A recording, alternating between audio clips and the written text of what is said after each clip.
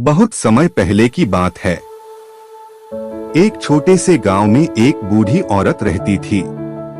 उसके साथ उसके दो बेहद वफादार कुत्ते रहते थे। एक का नाम था एलिंग और दूसरे का नाम बेलिंग। बूढ़ी औरत उन दोनों को अपने बच्चों की तरह प्यार करती थी और एलिंग बेलिंग भी अपनी मालकिन की रक्षा के लिए हमेशा तैयार रहते थे। एक दिन बूढ़ी औरत ने सोचा, क्यों न आज पास वाले गांव जाकर अपनी बेटी और दामाद से मिलाऊं।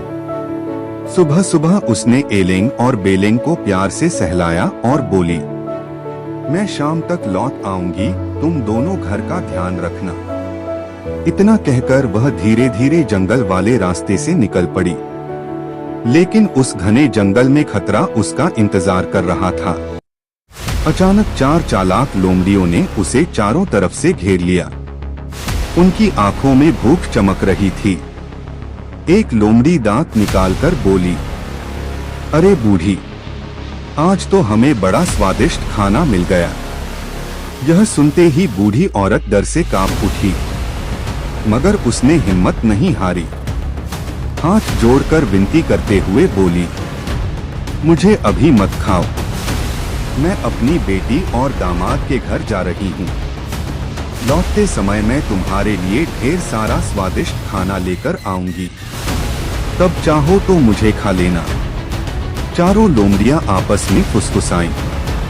उन्हें लगा, चलो बूढ़ी की बात मान लेते हैं। लौटते समय तो यह और भी मोटी ताजी मिलेगी। उन्होंने बूढ़ी औरत को जाने दिया। बूढ़ी औरत किसी तरह अपनी बेटी के घर पहुंची। वहां उसने रास्ते की सारी घटना रो रो कर सुनाई। यह सुनकर बेटी और दामाद चिंता में पड़ गए।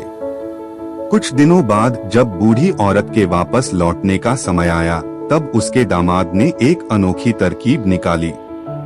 उसने एक बहुत बड़ा कद्दू जैसा गोल बर्तन लाया और बोला, मां जी, आप इसके अंदर बैठ जाइए, मैं आपको इसी में छिपाकर घर भेज दूंगा।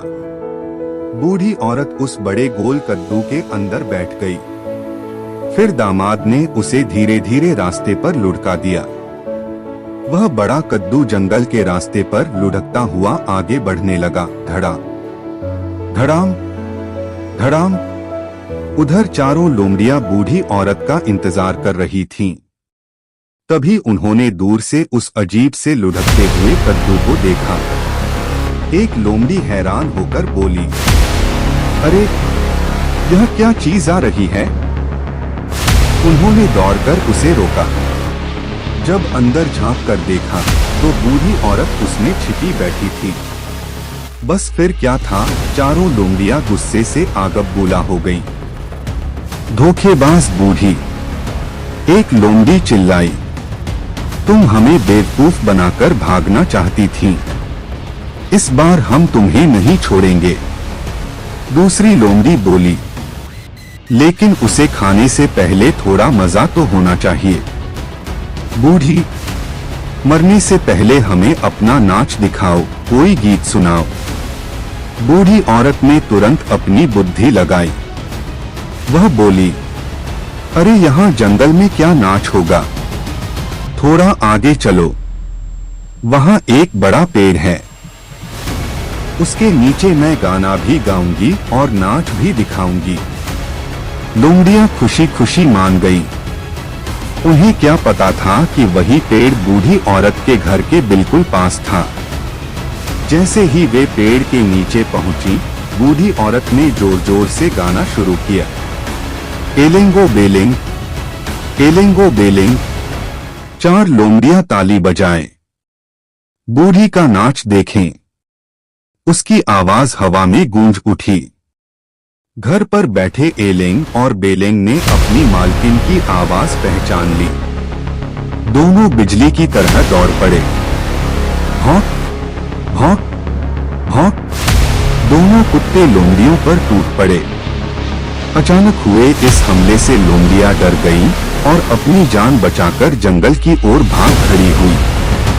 इस तरह एलिंग और बेलिंग ने अपनी प्यारी मालकिन की जान बचा ली। और तभी से गांव के लोग कहा करते थे, सच्चे साथी वही होते हैं जो मुसीबत आने पर अपने अपनों की रक्षा करें।